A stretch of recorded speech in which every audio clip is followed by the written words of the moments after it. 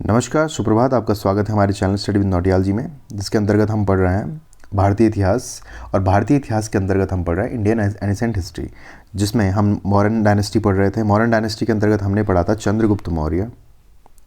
चंद्रगुप्त मौर्य जो फाउंडर थे इस डायनेस्टी के, जो उन्होंने आधारशिला रखी थी।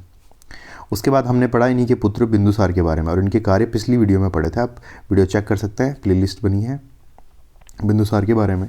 अब हम इसके बाद पढ़ेंगे बिंदुसार के जो पुत्र हुए थे अशोक के बारे में, कि अशोक के प्रमुख कार्य क्या थे और कैसे अशोक ने एक प्रचंड व्यक्ति होकर, एक प्रचंड व्यक्ति जो हिंसा पसंद था जिसको, उसके बाद कैसे इनका हृदय परिवर्तन होता है कलिंग के युद्ध के बाद, और उसके बाद ये कैसे समाज कल्याणकारी, लोक कल्याणकारी कार्य करते हैं, और इनके शिलालेख जो इन्होंने इंस्क्रिप्शन लिखवाए थे उनमें क्या लिखवाया गया इनके द्वारा। तो ये वीडियो रेलेवेंट है ऑल एग्ज़ाम के लिए, आप हमारे चैनल को लाइक कीजिए, शेयर कीजिए, सब्सक्राइब कीजिए, एवं इंस्टाग्राम पे आप हमें फॉलो कर सकते हैं। हम टेलीग्राम पे हमारा जो एक चैनल बना हुआ है, टेलीग्राम पे हमारा जो एक पेज है, उसे आप क्या कर सकते हैं, फॉलो कर सकते हैं। ग्रुप बना हुआ है जिसमें हम लगातार ये PDF प्रोवाइड करवाते रहते हैं। तो आइए शुरू करते हैं।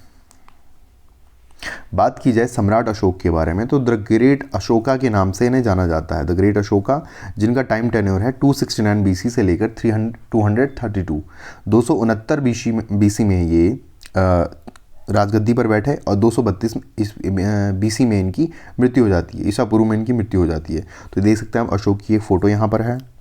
अगर बात की जाए डिटेल के बारे में, तो इनके जो पिता थे वो बिंदुसार थे, जिन्हें अमित्रघात भी कहा जाता था। इनकी माता जो थी वो सुभद्रांगी, दिव्यावदन जो बौद्ध ग्रंथ है उसके अनुसार इनकी जो माता थी वो सुभद्रांगी थी। अगर बात की जाए पत्नी के बारे में, तो पत्नी में इनकी पत्नी का नाम देवी, जो विदिशा के श्रेष्ठ की पुत्री थी। सिंहली परंपरा है उसके अनुसार अशोक की यह पहली पत्नी थी। इसी से महेंद्र और संघमित्रा का जन्म हुआ है, जो कि श्रीलंका में गए थे धर्म प्रचार के लिए, महेंद्र और संघमित्रा। तो इन्हीं के अनुसार, सिंहली परंपरा के अनुसार महेंद्र और संघमित्रा का जन्म इन्हीं से हुआ था। अब दिव्यावदन के अनुसार एक और है कि दिव्यावदन के अनुसार में अशोक की अन्य पत्नी तिसरक्षिता का नाम उल्लेख है। अब बात की जाए तो दिव्यावदन के अनुसार तिसरक्षिता का नाम उल्लेख है।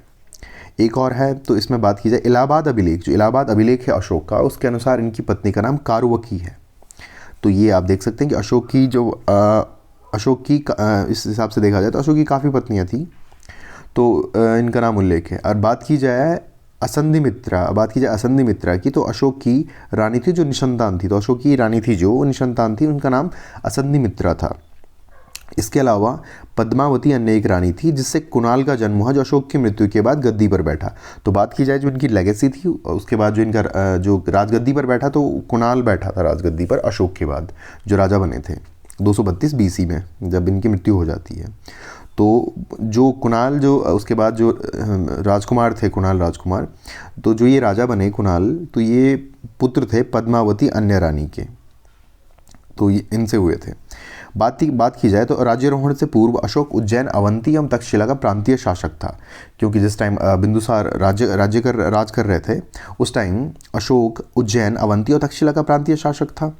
उपाधि जो इन्हें मिलती है वो उपाधि बौद्ध ग्रंथ के अनुसार, बौद्ध होने से पहले उन्हें चंड अशोक कहते थे। अब चंड अशोक कहने का जो मतलब बनता है, चंड अशोक का मतलब जो होता है, चंड अशोक का जो मतलब आता है वो आता है प्रचंड। एक हिसाब से देखा जाए तो काफ़ी गुस्सैल व्यक्ति, जो मैं बात कर रहा था, तो एक हिसाब से देखा जाए तो चंड अशोक का मतलब होता है एक गुस्सैल व्यक्ति जो धर्म और अधर्म को न देखकर एक क्रोध प्रकार से जो हिंसा पसंद व्यक्ति था। तो अशोक, अगर एक हिसाब से देखा जाए तो बौद्ध धर्म लेने से पहले और इनका हृदय परिवर्तन होने से पहले यह बहुत ही हिंसा पसंद व्यक्ति थे, हिंसा पसंद करते थे, और वही मारकाट इन्हें पसंद था। बात की जाए नेक्स्ट स्लाइड की, तो अपने शासन के आदेशों को शिलाओं पर लिखवाने वाला यह पहला शासक था।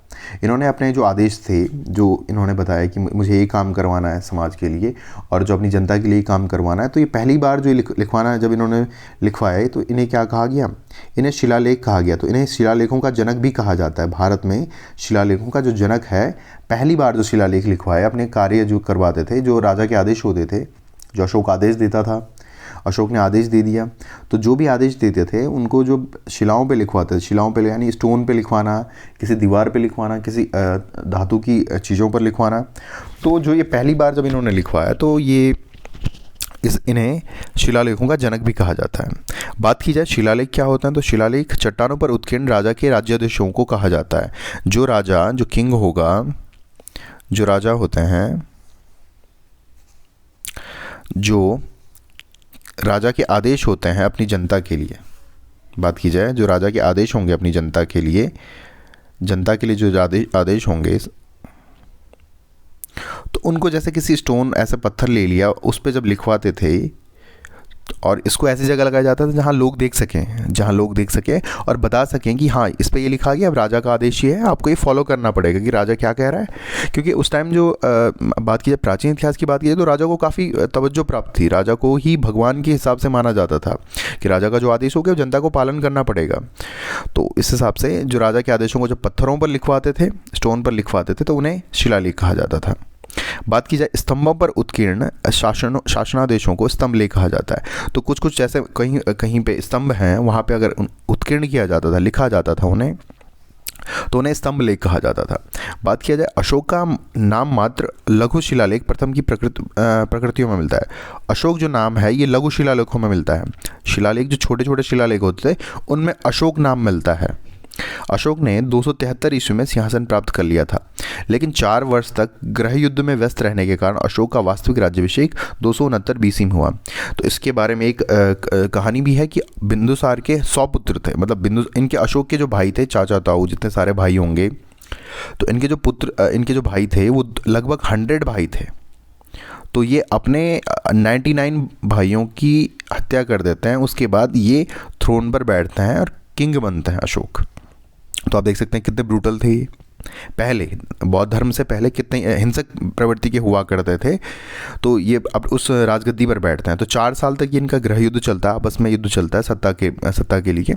उसके बाद ये थ्रोन पर बैठ जाते हैं और राजा बन जाते हैं। बात की जाए अपने राज्याभिषेक के 8वें वर्ष में अशोक ने कलिंग यानी उड़ीसा पर आक्रमण किया और उसे जीत लिया। तो ये जीतना तो ठीक है, लेकिन ये काफ़ी हिंसक एक युद्ध हुआ था जिसमें काफ़ी लोग मारे गए थे। तो इसका विवरण हम आगे बात करेंगे। कलिंग युद्ध में व्यापक नरसंहार हुआ जिससे अशोक का मन विचलित हुआ। परिणाम स्वरूप उसने शस्त्र का त्याग कर दिया। अब जो कलिंग युद्ध था इसमें इतना ज़्यादा नरसंहार हुआ, लोग इतने ज़्यादा मरे कि अशोक का मन विचलित हो गया कि ये जो इतनी हिंसा हो रही है इसका फ़ायदा क्या होगा इतने लोगों को मारने के बाद। तो अशोक के जो हृदय परिवर्तन हो जाता है, एक हिसाब से देखा जाए तो इनका जो सोच है, जो आइडियोलॉजी है वो बदल जाती है और उसके बाद ही क्या करते हैं, शस्त्र व हिंसा का त्याग कर देते हैं। तो हमने देखा कि अशोक का हृदय परिवर्तन कैसे हुआ और कैसे ये सिंहासन को प्राप्त किया। बात करते हैं नेक्स्ट। बात की जाए कलिंग युद्ध की, तो कलिंग युद्ध के नरसंहार के बाद अशोक ने बौद्ध धर्म स्वीकार कर लिया। और बात की जाए अशोक ने कलिंग युद्ध जो 261 बीसी में हुआ था, 261 बीसी में जो कलिंग युद्ध हुआ था, कलिंग जो वर्तमान उड़ीसा में पड़ता है, उड़ीसा में है जो कलिंग, तो उसमें 261 बीसी में जो युद्ध हुआ था, तो इन्होंने क्या किया, पहले इन्होंने बौद्ध धर्म को स्वीकार कर लिया। इससे पहले वो ब्राह्मण मतानुयायी था, इससे पहले ब्राह्मण मतानुयायी मानता था, लेकिन इसके बाद इन्होंने बौद्ध धर्म ग्रहण कर लिया। अशोक प्रथम शासक था जिसने अभिलेखों के माध्यम से प्रजा को संबोधित किया। तो जैसे हमने प्रीवियस सेक्शन में पढ़ा है कि अशोक को शिलालेखों का जनक भी कहा जाता है, अभिलेखों का जनक भी कहा जाता है। तो ये पहले राजा थे जिन्होंने अभिलेखों के माध्यम से प्रजा को संबोधित किया था। बात की जाए सर्वप्रथम 1837 एडी में जेम्स प्रिंसेप ने, अब इनके शिलालेखों को सबसे पहले किसने पढ़ा था, तो जेम्स प्रिंसेप नाम के व्यक्ति थे जिन्होंने 1837 में एडी में अशोक है ये, अशोक के शिलालेखों को ब्राह्मी लिपि में पढ़ा जिसमें अशोक की पहचान प्रियदर्शी के रूप में हुई। तो जब इन्होंने इनके शिलालेखों को पढ़ा, उनको डिकोड किया, तो उसमें उनको मिला कि अशोक की नाम के लिए एक प्रियदर्शी नाम इस्तेमाल किया था। प्रियदर्शी मतलब इसको लोग प्रिय मानते हैं, ये जिसको लोग प्रिय मानते हैं, जनता के बीच में जो प्रिय है, तो उसमें अशोक को प्रियदर्शी के नाम से पहचाना गया। ये आप देख सकते हैं ये इंस्क्रिप्शन किस प्रकार से होता है, ये आप देख सकते हैं, ये शिलालेख हैं, ये किस प्रकार से शिलालेख लिखे गए हैं, दूसरी भाषा में लिखे गए हैं। ये देख रहे हैं आप कलिंग युद्ध, जो कलिंग युद्ध हो रहा है, कलिंग युद्ध दिखाया गया है, किस प्रकार का नरसंहार यहाँ पर हो रहा है। तो देख सकते हैं आप काफ़ी नरसंहार जो कलिंग युद्ध में हुआ था उससे विचलित होना तो लाजमी था, विचलित होना। तो बात करते हैं नेक्स्ट स्लाइड की। बात की जाए कलिंग युद्ध की, अगर बात करते हैं तो कलिंग युद्ध में राज्याभिषेक के 8 वर्ष बाद अशोक ने अपने पिता एवं दादाजी की दिग्विजय की नीति को जारी रखा। जो इनके पिता थे बिंदुसार, इनके पिता थे जो, जैसा इनके पिता थे जो बिंदुसार, तो इनकी जो पहले से जो राज्य प्रसार की नीति चल रही थी, बिंदुसार जो इनके पिता थे, और इनके जो दादाजी थे वो थे चंद्रगुप्त मौर्य। जैसे कि हमने पढ़ा कि चंद्रगुप्त मौर्य और बिंदुसार के बारे में पढ़ा था कि इन्होंने भी राज्य प्रसार किया, और अपने जैसे बिंदुसार ने चंद्रगुप्त का जो राज्य प्रसार था, अपने पिता का राज्य प्रसार था, उसको बनाए रखा, नीति को बनाए रखा और उतने बड़े राज्य को संभाल के रखा। उसी प्रकार जो अशोक थे, इन्होंने भी राज्य प्रसार की नीति पर काम किया। उस समय कलिंग का राज्य मगध को चुनौती दे रहा था। बात की जाए मगध, क्योंकि मगध के राजा थे मौर्यन साम्राज्य, तो मगध को चुनौती दे रहा था। तो चुनौती को दबाना जरूरी था क्योंकि इसे अपने साथ में मिलाना था। पहले कलिंग को जीतकर मगध में महापद्मनंद ने मिलाया, फिर बिंदुसार के समय ये स्वतंत्र राज्य घोषित हुआ। इससे पहले जो कलिंग था ये महापद्मनंद या नंद डायनेस्टी के अंडर में आता था, लेकिन जब बिंदुसार का वक्त आया चंद्रगुप्त मौर्य के बाद, तो ये स्वतंत्र राज्य घोषित हो गया था कलिंग। अब कलिंग का प्राचीन राज्य वर्तमान दक्षिणी उड़ीसा में स्थित है। कलिंग व इसके युद्ध परिणामों का विवरण अशोक के 13वें अभिलेख में मिलता है। तो वर्तमान में तो ये उड़ीसा में स्थित है कलिंग, और इसके युद्ध का जो परिणामों का विवरण मिलता है वो 13वें अभिलेख में मिलता है अशोक के। इसमें मिलता है कि 1,50,000 लोग बंदी बनाए गए और लाखों की हत्या की गई और कई रणभूमि में मारे गए। सम्राट अशोक ने इस नरसंहार को स्वयं अपनी आंखों से देखा था। तो इनका हृदय परिवर्तन तो होना ही था, क्योंकि इन्होंने अपनी आंखों से देखा था कि कितने लोग मर रहे हैं, कितने लोगों को बंदी बनाया जा रहा है। क्योंकि जब युद्ध होता है तो दो तरफा हानि होती है, वहाँ पर जान माल सबका नुकसान होता है। तो जब इन्होंने देखा कितना नुकसान युद्ध के द्वारा हो रहा है, तो इनका हृदय परिवर्तन हो गया और इन्होंने एक शांत प्रकार के व्यक्ति और धर्म प्रचार में अपना जीवन आगे व्यतीत किया। तो इसके बारे में हम आगे बात करेंगे। कलिंग विजय के बाद इसे मगध का एक प्रांत बना दिया गया। तो जब कलिंग जब जीत लिया था तो उसे मगध का एक प्रांत बना दिया गया। वहाँ 2 अधीनस्थ प्रशासनिक केंद्र स्थापित किए गए। तो वहाँ 2 जो प्रशासनिक केंद्र थे जहाँ पे लोग जो इनके जो मेन लीडर थे वो वहाँ पे रहते थे और कंट्रोल करते थे। उत्तरी केंद्र को तोसली कहा गया, दक्षिणी केंद्र को जौगढ़ कहा गया। इस विजय के साथ सम्राट अशोक ने मौर्य साम्राज्य की सीमा बंगाल की खाड़ी तक विस्तृत कर दी। तो बात की जाए अगर इन्होंने ये विजय जो इन्होंने प्राप्त की थी, तो इन्होंने अपनी जो सीमा थी वो बंगाल की खाड़ी तक विस्तृत कर दी। लेकिन इस प्रकार कलिंग युद्ध ने अशोक के हृदय में महान परिवर्तन उत्पन्न किया तथा उन्होंने युद्ध क्रियाओं को सदा के लिए बंद करने की प्रतिज्ञा की। तो एक जो सबसे बड़ा चेंज हुआ था अपने 8वें वर्ष में, जो सबसे बड़ा चेंज हुआ था, उससे पहले राज्य प्रसार की नीति पर बिलीव करते थे, हिंसा पर बिलीव करते थे। लेकिन जब इन्होंने सामने उस भयावह युद्ध के परिणाम देखे तो उसके बाद इन्होंने जो युद्ध क्रियाएं थी सबको बंद कर दिया और हमेशा के लिए अहिंसा का धर्म, अहिंसा का पथ पर चलने का खुद से वादा किया। बात की जाए अशोक के धम्म की, उसके बाद इन्होंने एक धम्म जो कॉन्सेप्ट आता है, धम्म का जो कॉन्सेप्ट आता है, धम्म का कॉन्सेप्ट आता है कि इन्होंने जो लोक कल्याणकारी नीतियां हैं, जो धम्म का मतलब होता है लोक कल्याणकारी नीतियां, जिसमें लोगों को बिना नुकसान पहुंचाए उनको किस प्रकार उन्नति के पथ पर चलना है उसके बारे में बताया गया है। तो भारत के इतिहास में अशोक का नाम इसलिए प्रसिद्ध है क्योंकि उन्होंने मानव की निरंतर नैतिक उन्नति के हेतु प्रयास किया। अब देखो, अब सबसे पहले जो इसमें इंपॉर्टेंट आ जाए कि एक जो हिंसा पसंद व्यक्ति है, जो हिंसा लगातार कर रहे हैं, उनका जब हृदय परिवर्तन हो जाता है, बात की जाए हृदय परिवर्तन, तो जब जिनका हृदय परिवर्तन जब हो जाता है उसके बाद ये कैसे हो जाता है, अहिंसावादी व्यक्ति बन जाते हैं। अब जब ये अहिंसावादी व्यक्ति बन जाते हैं तो उसके अंतर्गत ये क्या करते हैं कि लोगों को कैसे जीना चाहिए, और अहिंसा से भी लोगों को आप बदलाव ला सकते हैं। हिंसा ही करना नहीं है, अब अहिंसा से भी लोगों को अपने साथ मिला सकते हैं। राज्य प्रसार अहिंसा से भी हुआ क्योंकि इनका राज्य प्रसार आगे भी हुआ, लेकिन वो अब हिंसा नहीं रह गया था उसका। अब अहिंसा से ये क्या करते थे, राज्य प्रसार करते थे और लोगों को अपने आप को बदलाव लाने के लिए, लोगों को उन्नति के पथ पर चलाने के लिए किस प्रकार किया था, तो ये उसी के अंतर्गत आता है। अब बात की जाए जिन सिद्धांतों के पालन से नैतिक उत्थान संभव था, उत्थान संभव था, अशोक के लेखों में उन्हें धम्म कहा गया है। तो धम्म का मतलब है कि कुछ नैतिक सिद्धांत थे, कुछ नैतिक सिद्धांत थे जिनके आधार पर आप अपने जीवन को बेहतर बना सकते थे, लोगों को बेहतर बना सकते थे और समाज में परिवर्तन कर सकते थे। तो उसे धम्म कहा गया अशोक की नीतियों को। बात की जाए दूसरे और सातवें अभिलेख में, स्तंभ लेखों में अशोक ने धम्म की व्याख्या की है और इस प्रकार की है कि धम्म है साधुता, बहुत से कल्याणकारी अच्छे कार्य करना, पाप रहित होना, मृदुता यानी मृदुल स्वभाव से रहना, दूसरों के प्रति व्यवहार में मधुरता रखना, दया, दान, प्राणियों का वध न करना, जीव हिंसा न करना, माता पिता तथा बड़ों का आदर करना। तो इतनी सारी चीज़ें बताई जो इन्होंने, जो कि लोक कल्याणकारी हैं। अगर इन्होंने, इनके अनुसार था कि अगर आप इन चीज़ों पर चलेंगे तो आपका जीवन एक सुदृढ़ रूप से चलेगा, एक सुचारू रूप से चलेगा और संसार जो है वो धार्मिक हिसाब से हो जाएगा, जहाँ पे आपको हिंसा करने की ज़रूरत नहीं पड़ेगी, फिर भी लोग आपकी बात मान लेंगे। तो काफ़ी अच्छा कॉन्सेप्ट था इनका। बात की जाए तीसरे शिलालेख में अशोक के अल्प व्यय व अल्प संग्रह को भी धम्म का हिस्सा माना गया है। तो तीसरे में जो है, तो अल्प व्यय, आप क्या कीजिए, आप अपना जीवन में खर्चा कम कीजिए, अल्प संग्रह कीजिए, आप जो संचय करते हैं जो भी सारी चीज़ों का वो कम कीजिए। तो ये भी इन्होंने कहा है। बात की जाए, अशोक ने केवल धम्म की व्याख्या ही नहीं की बल्कि इसके प्रगति में बाधक पाप की भी व्याख्या की। अब इन्होंने एक सबसे खास बात बताई कि इन्होंने केवल अहिंसा के बारे में नहीं बताया, इन्होंने अहिंसा के बारे में नहीं बताया, इन्होंने केवल धर्म के बारे में नहीं बताया, इन्होंने हिंसा के बारे में भी बताया कि हिंसा के क्या कॉन्सिक्वेंसेस हो सकते हैं और उसके क्या परिणाम होंगे। तो इन्होंने उसके बारे में बताया। इन्होंने कहा चंडता यानी गुस्सा, एकदम प्रचंड होना, निष्ठुरता, क्रोध, ईर्ष्या, ये सभी पाप के लक्षण है। और जहाँ ये चीज़ें आ जाती हैं वहाँ पे हिंसा होना लाजमी है, वहाँ पे हिंसा होगी। जहाँ पे आप प्रचंडता है, जहाँ आप क्रोध कर रहे हैं और उत्साहपूर्वक काम कर रहे हैं, दूसरे को दबाने का प्रयास कर रहे हैं, तो वहाँ पे ये पाप के लक्षण आते ही हैं। बात की है निष्ठुरता की, तो दूसरे के प्रति अगर आपको, मतलब आप एकदम ऐसे हो चुके हो कि आपको दूसरे को अगर चोट लग रहा है तो आपको फ़र्क नहीं पड़ रहा है, तो इससे भी ये पाप के लक्षण है। उसके आगे कॉन्सिक्वेंसेस आपको देखने को मिलेंगे।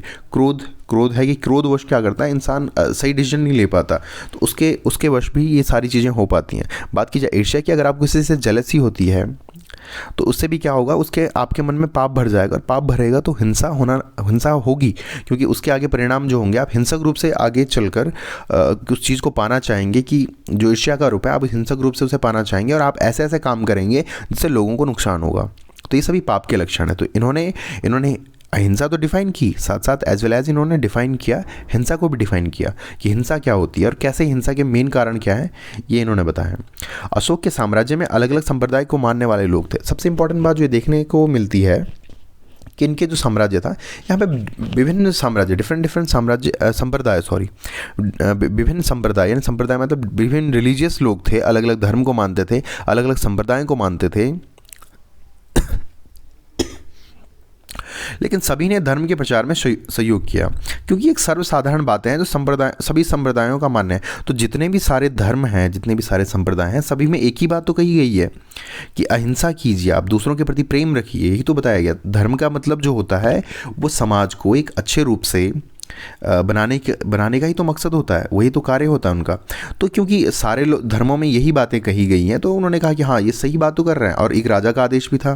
तो सभी धर्मों ने इनको सपोर्ट किया, जितने भी सारे संप्रदाय थे सभी ने इनको सपोर्ट किया कि ये सही बात कर रहा है कि हिंसा गलत है। और ये सारी, जैसे आप गौर करेंगे, किसी भी रिलीजियस को गौर करेंगे तो आप सारी चीज़ों में ये पाएंगे कि जहाँ पर ये चीज़ें आती हैं ये पाप का लक्षण है। इसके बारे में एक बात कही गई कि अष्टादश पुराणेषु व्यासम वचनम द्वयम परोपकार पुण्यम परपीड़ा पापम। इसका मतलब है कि 18 पुराणों में व्यास ने 2 चीज़ों के बारे में बात किया है कि परपीड़ा, दूसरे को पीड़ा पहुंचाना पाप है, और दूसरे के साथ अगर आप सहभागी रूप से करोगे तो पुण्य है। अगर आप उसके साथ दे रहे हो, अच्छे काम कर रहे हो, उसकी हेल्प कर रहे हो, तो वो पुण्य है। तो केवल इतना ही डिफाइन किया गया था। अब बात की जाए इनके शिलालेख और इनके खोजकर्ता। तो बात की जाए इनके शिलालेख,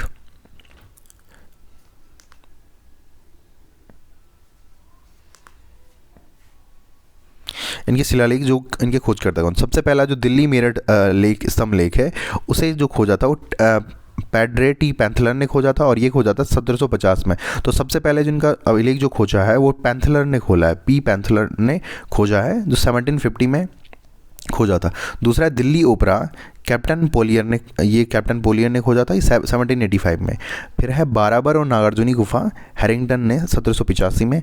गिरनार शिलालेख, ये है लेफ्टिनेंट कर्नल टाड ने। सारे ब्रिटिशर्स हैं, क्योंकि ब्रिटिशर ही एक्सकेवेशन कर रहे थे उस टाइम तक और ढूंढ रहे थे सारी चीज़ें, जो कि मैंने प्रीवियस सेक्शन में बताया कि क्यों ढूंढ रहे थे वो। जब उन्होंने ढूंढी ये सारी चीज़ें तो उन्हें पता लगा कि भारत कितना समृद्धशाली रहा है या भारत का इतिहास कितना समृद्धशाली रहा है। तो बात करें 1822 में ये गिरनार शिलालेख ढूंढा था। इलाहाबाद स्तंभ लेख की बात करें तो टी एस बर्ट ने ढूंढा था और ये 1834 में ढूंढा था। बात की शहबाजगढ़ी की, तो ये एक फ्रांसीसी अधिकारी थे, क्योंकि यहाँ फ्रांसीसी भी थे, फ्रेंच लोग भी आए थे, तो ये 1836 में इन्होंने ढूंढा था। बात करें धौलिया अभिलेख की, तो ये किट्टो ने ढूंढा था और 1837 में ढूंढा था। बात की जाए भाबरू शिलालेख की, तो कैप्टन बर्ट ने और 1840 में ढूंढा था। बात की जाए जौगढ़ जो अभी बताया था मैंने कलिंग के आसपास में, इस सर वाल्टर इलियट ने ढूंढा था 1850 में। बात की जाए कालसी शिलालेख की, कालसी शिलालेख जो उत्तराखंड में है, तो ये जॉन फॉरेस्ट ने ढूंढा था और 1860 में। रामपुरवा की बात की जाए तो रामपुरवा कार्लाइल ने और 1872 में। मानसेहरा जो शिलालेख है, इसकी खोज कैप्टन ले ने की है और ये 1889 में की है। निगाली सागर जो है ये फिरहर ने और 1895। रुमिनदेही जो सबसे छोटा शिलालेख है, ये फिरहर ने ढूंढा है, फिरहर ने 1896 में। बात की जाए सारनाथ स्तंभ लेख की, तो ये आर्नस्टाइन ने और 1905 में। मास्की सिल अभिलेख ये बिडन ने खोजा है और ये 1915 में खोजा है। अब इन्हीं में इनको आप एक स्क्रीनशॉट ले सकते हैं, अगर आपको ये स्क्रीनशॉट ले सकते हैं, और क्योंकि फैक्चुअल डेटा है और ये पेपर में काफ़ी टाइम पूछा जाता है तो आप इसके स्क्रीनशॉट ले सकते हैं। बात की जाए इनके धर्म प्रचारक कौन कौन, तो महेंद्र और संघमित्रा इनके धर्म प्रचारक, तो श्रीलंका में गए, इनका धर्म प्रचार किया, और इनके जो पुत्र पुत्री थी ये श्रीलंका में गए और वहाँ पे इनका धर्म प्रचार किया। और बात की जाए मज्जान्तिक जो कश्मीर और गंधार में गए, महारक्षित जो यूनान देशों में गए इनके धर्म प्रचार को, जो अशोक की धम्म था उसका धर्म प्रचार करने। बात की जाए महाधर्म रक्षित की, तो ये महाराष्ट्र में गए।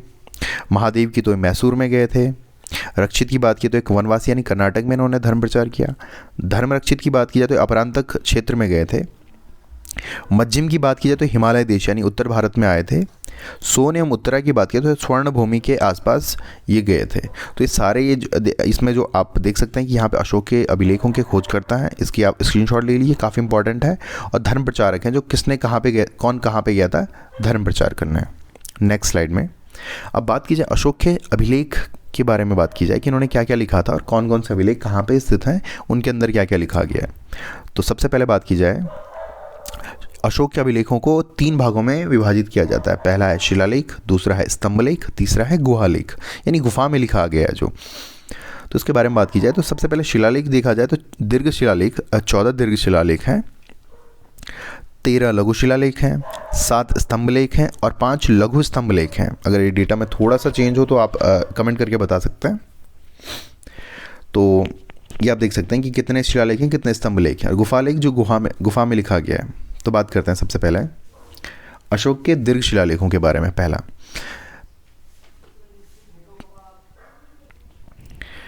बात की जाए अशोक के दीर्घ शिलालेखों के बारे में तो इसमें कुल मिला के 14 हैं पूरे, ये 14 हैं। तो शिलालेखों के बारे में बात की जाए तो कोई स्टोन होता था, ऐसे स्टोन पे उस पे इंस्क्रिप्शन लिखे जाते थे, ऐसे लिखे जाते थे, कार्ड किए जाते थे छेनी और हथौड़े से, अगर कुल मिला के इनको ऐसे कार्ड किए जाते थे। अब बात की जाए फर्स्ट, तो पहला इसमें पशु हत्या पर प्रतिबंध लगा दिया गया था। दूसरे की बात की जाए तो इसमें पहला है जो पशु हत्या पर प्रतिबंध लगा दिया गया था। दूसरा है मनुष्य एवं पशुओं के चिकित्सा में चोल चेर आदि का जिक्र है। तो इसमें इन्होंने बताया था कि मैंने पशुओं के लिए और मनुष्यों के लिए मैंने जो मेडिकल फैसिलिटी है वो मैंने कर दी है, अशोक ने कहा था। और इसमें इन्होंने चोलों और चेरों के बारे में बताया है। इसमें ब्राह्मणों और श्रमणों के प्रति उदारता और शिक्षा के बारे में कहा गया कि ब्राह्मण और श्रमण हैं जो उनके प्रति उदारता और शिक्षा के बारे में कहा गया है। तीसरे वाले में बात की जाए फोर्थ की तो इसमें धम्म नीति के बारे में बताया गया कि धर्म नीति को एलिब्रेट किया गया कि धम्म नीति है क्या। बात की जाए फिफ्थ यानी 5वें शिलालेख के बारे में तो यह अशोक के शासन के 14वें वर्ष में लिखा गया। अगर बात की जाए 6वें की तो इसमें धम्म महामात्यों के लिए आदेश हैं। जो धम्म महामात्य इन्होंने बनाए थे, अपने ऐसे मंत्री बनाए थे जो धम्म प्रचार करते थे, उनके बारे में कहा गया है। बात कीजिए 7वीं की, तो इसमें सभी संप्रदायों के बीच सहिष्णुता का आह्वान है कि आप सभी संप्रदायों के बीच में सहिष्णुता रहे, यानी जो एक धर्म एक संप्रदाय दूसरे धर्म संप्रदाय आपस में संबंध बना के रखें, क्योंकि आपका जो मेन मोटो है वो है समाज कल्याण करना, लोगों के बीच में उन्नति के पथ को, लोगों को जागरूक करना और उन्नति के पथ की ओर ले जाना। तो आप आपस में सहिष्णुता बनाए रखें। बात कीजिए 8वें के बारे में, सम्राट अब विहार यात्रा को त्याग कर धम्म यात्रा करेंगे। इससे पहले जब आप जानते हैं कि राजा पहले घूमने जाते थे, विहार यात्रा करते थे, घूमते थे, तो अब वो क्या करेंगे, धम्म यात्रा करेंगे और अपनी यात्रा के दौरान धर्म प्रचार की नीतियों का पालन करें, धर्म प्रचार करेंगे। जो 9वां है, 9th है, इसमें इन्होंने जन्म, बीमारी, विवाह के उपरांत होने वाले समारोहों की निंदा की है।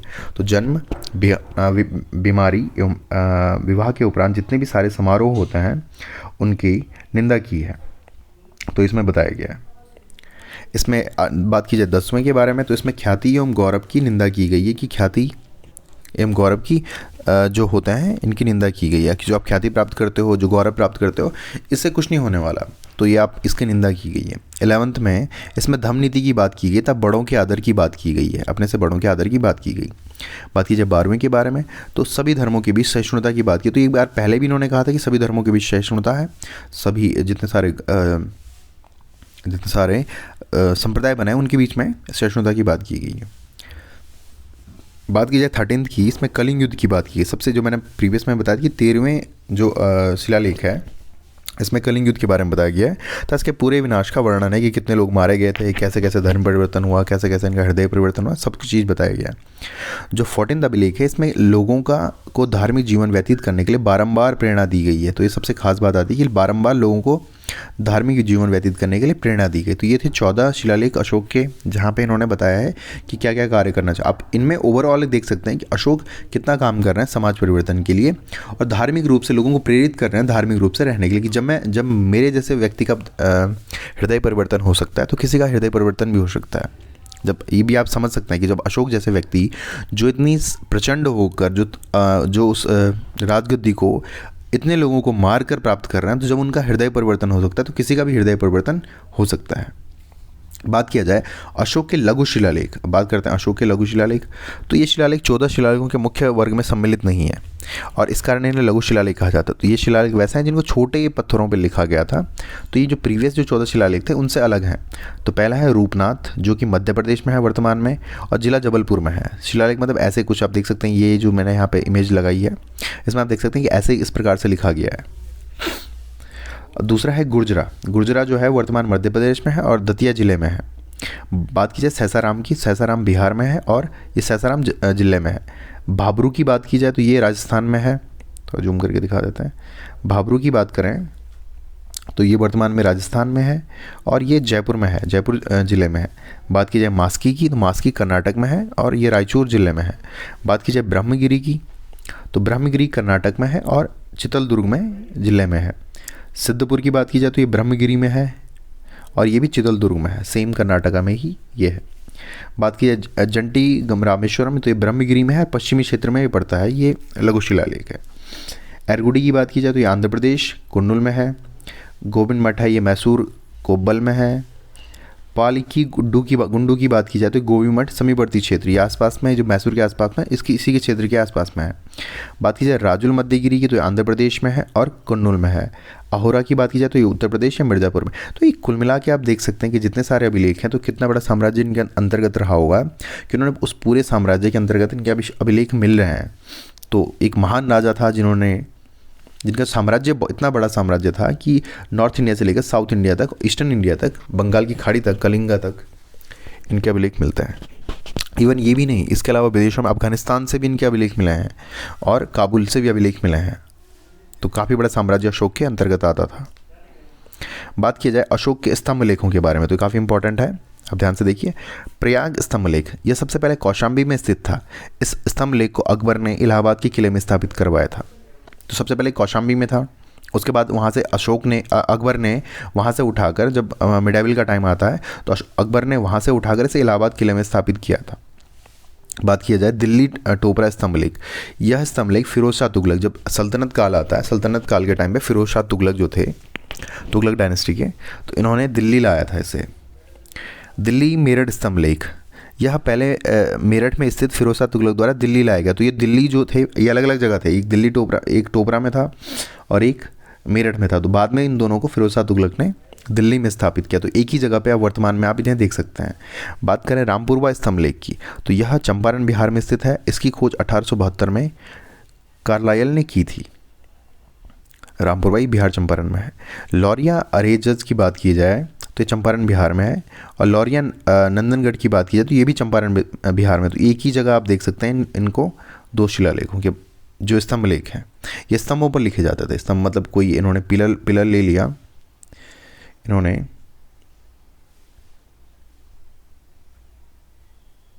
कोई पिलर ले लिया, पिलर पर अपने स्तंभ लेख लिखवा दिए, इंस्क्रिप्शन लिखवा दिए। अभी पिलर लोहे का हो सकता था, पिलर स्टोन का हो सकता था, वो डिपेंड करता है। बात की जाए नेक्स्ट, अब कुछ some important fact about emperor Ashoka के बारे में, कुछ इंपॉर्टेंट फैक्ट हैं जो इसके बारे में बात की जाए तो अशोक के शिलालेखों में ब्राह्मी, खरोष्टी, ग्रीक व आर्माइक लिपि का प्रयोग हुआ है। अगर बात की जाए अशोक के शिलालेखों में ब्राह्मी, खरोष्टी, ग्रीक व आर्माइक लिपि का प्रयोग हुआ है। ग्रीक व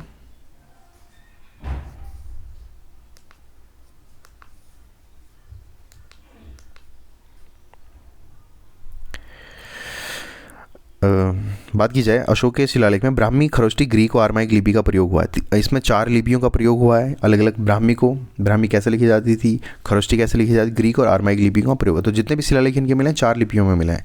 ग्रीक और आर्माइक लिपि का अभिलेख अफगानिस्तान से मिला है। खरोष्टी लिपि का अभिलेख शाहबाजगढ़ी से मिला है। मानसेहरा का पाकिस्तान से मिला है। शहबाजगढ़ी और मानसेहरा से खरोष्टी लिपि में मिला है। शेष भारत से ब्राह्मी लिपि के अभिलेख प्राप्त हुए हैं। जो खरोष्टी लिपि है वो बाएं से दाएं यानी इस हिसाब से लिखी जाती थी। आप देख सकते हैं कि आज भी उर्दू जो है वो इस हिसाब से लिखी जाती है। तो कहीं ना कहीं मेरे हिसाब से आइडिया जो मुझे लगता है, मेरा पर्सनल ओपिनियन से, कि उर्दू जो है इसी से डेवलप हुई है। अगर आपको क्या लगता है। और बात की जाए अशोक के शिलालेख की खोज 1750 में पी पैंथलन ने की। सबसे पहले इनकी शिलालेखों की खोज पी पैंथलन ने की। 1837 में जेम्स प्रिसेप ने पहली बार अशोक के शिलालेखों को पढ़ा। कौशाम्बी अभिलेख को रानी का अभिलेख भी कहा जाता है। तो ये काफ़ी इंपॉर्टेंट है। किस अभिलेख को रानी का अभिलेख कहा जाता है? कौशाम्बी अभिलेख को रानी का अभिलेख कहा जाता है। अशोक का 7वां अभिलेख सबसे लंबा है और सबसे छोटा अभिलेख रुम्मिनदेई स्तंभ लेख है, जो लुम्बिनी में धम्म यात्रा के दौरान लिखवाया गया था। तो सबसे छोटा अगर जो बात की जाए नेपाल में है रुम्मिनदेई, तो ये सबसे छोटा अभिलेख है इनका, और सबसे बड़ा अभिलेख जो है वो 7वां अभिलेख है। बात की जाए अशोक का सारेकुना यानी कंधार में भी अभिलेख मिलता है, जो ग्रीक भाषा में है और आर्माइक भाषाओं में प्राप्त हुआ है। जो सारेकुना है कंधार में, वो ग्रीक और आर्माइक दोनों भाषा में प्राप्त हुआ। आर्माइक जो भाषा है, आर्माइक जो लिपि है, ये यूनान के आसपास की लिपि है, तो इसमें प्राप्त हुआ है। और सम्राट अशोक की मृत्यु 232 ईस्वी में इनकी मृत्यु हो गई थी। तो थैंक यू। ये थे सम्राट अशोक के बारे में, इनके प्रमुख कार्य। अशोका के बारे में जो हमने बात की, तो ये थे इनके प्रमुख कार्य, इनके वर्क थे जो प्रमुख इंपॉर्टेंट वर्क हमने पढ़े, और इनकी कैसे इनका हृदय परिवर्तन हुआ, कैसे इन्होंने अभिलेख लिखवाया और कैसे समाज लोक कल्याणकारी कार्य किए, और अपनी धर्म नीतियों पर इन्होंने धर्म नीतियों के बारे में बताया। तो आप हमारे चैनल लाइक कीजिए, शेयर कीजिए, सब्सक्राइब कीजिए और हमारे साथ जुड़े रहिए स्टडी विद नोटियालजी में। और टेलीग्राम पे आप फॉलो कर सकते हैं और इंस्टाग्राम फॉलो। नेक्स्ट वीडियो जो इसमें होगी, ये होगी मौर्यकालीन जो मौर्य साम्राज्य की जो राज व्यवस्था थी, मौर्य साम्राज्य की राज व्यवस्था उसके बारे में बात करेंगे। और हम अर्थव्यवस्था के बारे में बात करेंगे, इकोनॉमिकल पढ़ेंगे। तो सब इम्पोर्टेंट फैक्ट है जो अर्थव्यवस्था, इसके बारे में पढ़ेंगे, और इनकी कैसे ये राज करते थे, तो इसके बारे में नेक्स्ट में पढ़ेंगे। जो मौर्यन आखिरी वीडियो होगी मौर्यन की, उसके बाद हम लेटर मौर्यन पीरियड पढ़ेंगे। तो ये सारी वीडियोज़ आप देख सकते हैं। तो थैंक यू।